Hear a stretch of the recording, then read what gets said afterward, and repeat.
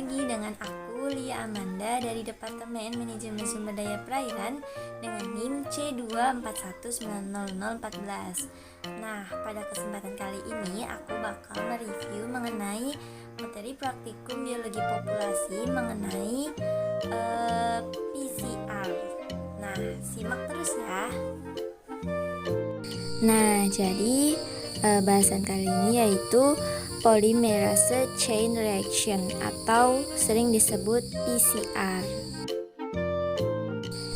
Polymerase chain reaction atau PCR merupakan suatu metode untuk memperbanyak DNA suatu organisme. Kemudian, PCR ini bertujuan untuk mendapatkan salinan DNA yang digunakan untuk mengidentifikasi suatu organisme dalam DNA fingerprint maupun DNA barcoding. Nah, tahapan PCR secara keseluruhan yaitu meliputi predenaturasi, denaturasi, annealing, elongasi, pasca elongasi, dan penyimpanan. Sementara tahapan penting PCR dibagi menjadi 3, yaitu denaturasi, annealing, dan ekstensi. Nah, dapat dilihat pada gambar yang paling atas yaitu tahap denaturasi. Tahap denaturasi yaitu pembukaan rantai ganda DNA menjadi rantai tunggal. Nah, proses denaturasi biasanya dilakukan pada suhu 94 sampai dengan 95 derajat Celcius.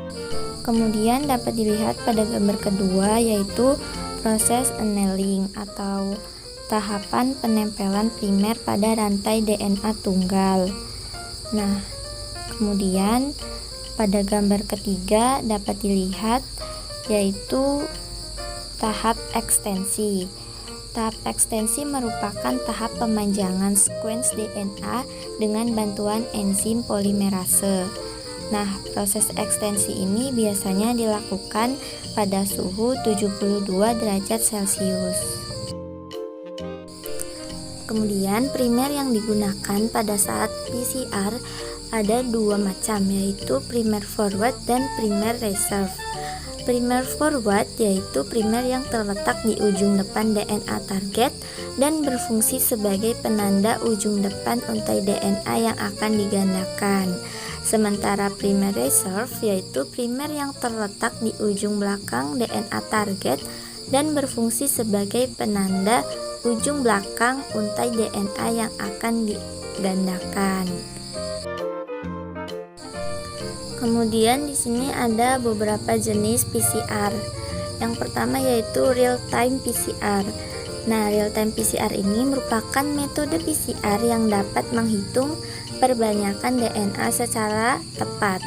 Pada metode ini, proses perbanyakan dapat diamati secara langsung. Kemudian ada nested PCR, yaitu metode yang memungkinkan untuk mengurangi kontaminasi pada produk selama amplifikasi dari penyatuan primer yang tidak diperlukan. Lalu ada inverse PCR, yaitu metode yang digunakan ketika hanya satu sequence internal yang diketahui.